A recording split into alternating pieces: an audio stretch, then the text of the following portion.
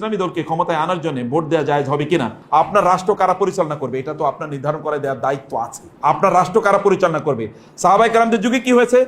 সাহাবায়ে কেরামদের যুগে বায়াত নেওয়া হতো। আবু বকরের কাছে বায়াত করেছেন, ওমরের কাছে বায়াত করেছেন, আবু বকরের কাছে বায়াত করেছেন ওমর রাদিয়াল্লাহু তাআলা আনহু। তিনি একটা কমিটি গঠন করে দিলেন, ওমরের পরে কারা খলিফা হবে করে দিয়েছেন না? ইতিহাস পড়েন, 6 জনের কমিটি। সেখানে আব্দুর রহমান ইবনে আউফ রাদিয়াল্লাহু তাআলা, তালহা, জুবায়ের, এই যে 3 জন, এরপরে ওসমান এবং আলী, এরকম 5 জনকে দিয়ে সেখানে 6 জনকে সেখানে কমিটি গঠন করা হলো। এই 6 জনের দায়িত্ব ছিল পরবর্তী খলিফা নির্ধারণ করা। এরা মানুষের কাছে গিয়েছেন, জিজ্ঞেস করেছেন, অধিকাংশ ভোট দিয়েছে কার পক্ষে? ভোট মানে এখনকার অর্থে বলছি আর কি। অধিকাংশ বললো যে আমরা ওসমানকে চাই। এর মধ্যে একটু কম সংখ্যক বললো কাকে চাই? আলীকে চাই। এ কারণে ওই কমিটি ঘোষণা করলো এখন ওসমান হবে, এরপরে কে হবে?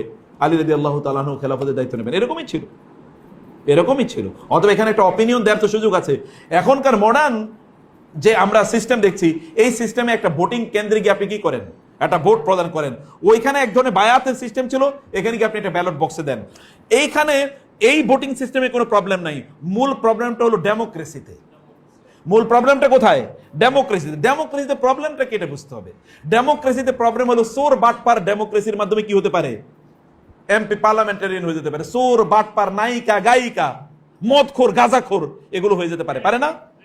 এবং তাই হয়েছে। গায়িকা, নর্তকীরা কি আমাদের আইন তৈরি করে নাই?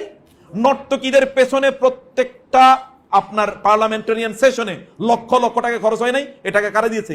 আমি দিয়েছি, আপনি দিয়েছেন। কোনো না কোনো ভাবে জুলুম করে আমাদের কাছ থেকে টাকা নেওয়া হয়েছে। অথচ এদেরকে নর্তকী থেকে লালন পালন করা হয়েছে।